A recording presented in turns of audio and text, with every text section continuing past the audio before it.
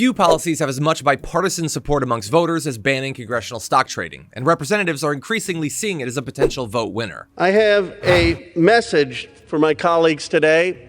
Don't come to Congress if you want to make a profit.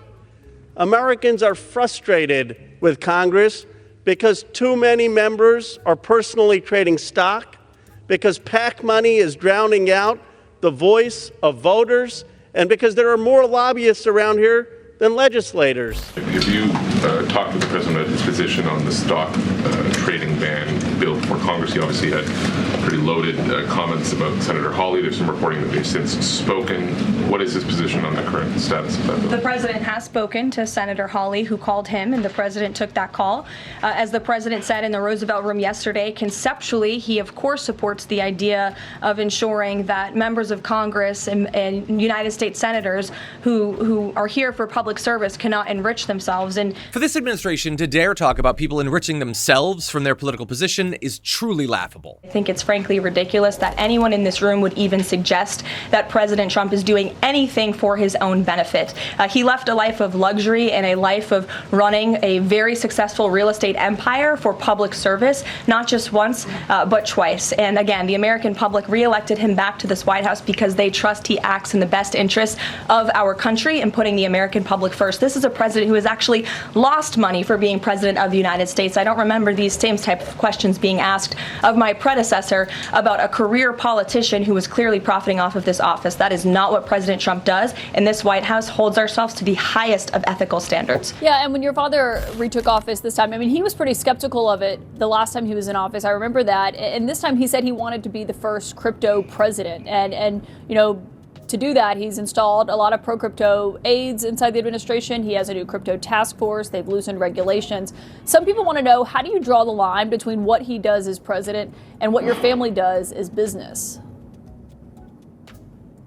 Well, I think you know me well enough to know that I stay the hell out of Washington, D.C., and I always have. And listen, again, we found crypto because we were debanked. They tried to take everything away from us, and we found that industry because of that. But if you look at all around the world, right, everybody wants the U.S. dollar. Everybody, universally. No one in Asia wants any of their currencies. No one in Europe wants the euro. No one wants the pound. No one wants any of the South American or African currencies. Guess what they want? They all want the U.S. dollar.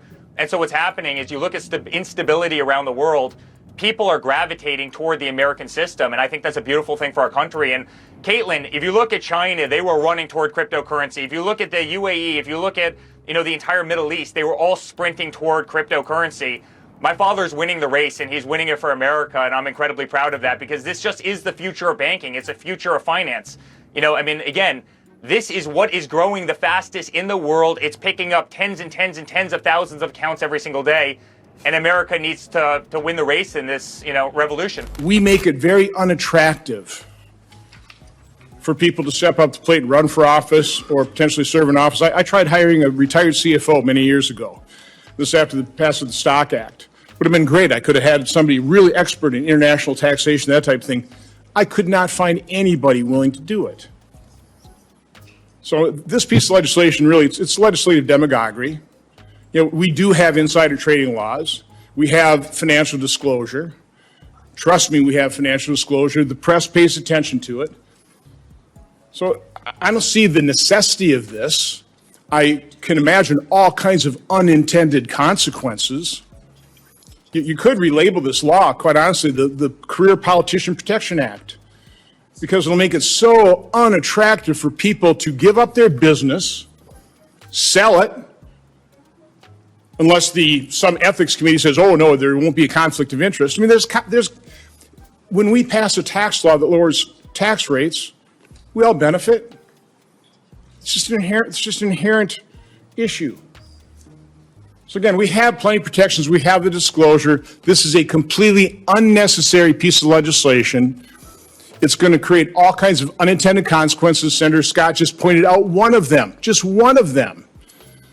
So, again, I voted no last time. I'm a strong no this time, even stronger this time. It isn't just individual insider trading. The Trump administration itself acquired a 5% equity stake in Lithium Americas Corp, its Thacker Pass project back in late 2025. And not only does Venezuela have the largest oil reserve in the world, it also happens to have a huge reserve of largely untapped lithium and rare earth minerals. Right off the bat here, I'm going to go out on a limb and say that I think I know the name of the person who arguably is the biggest beneficiary of Donald Trump starting an inexplicable war in Venezuela this weekend.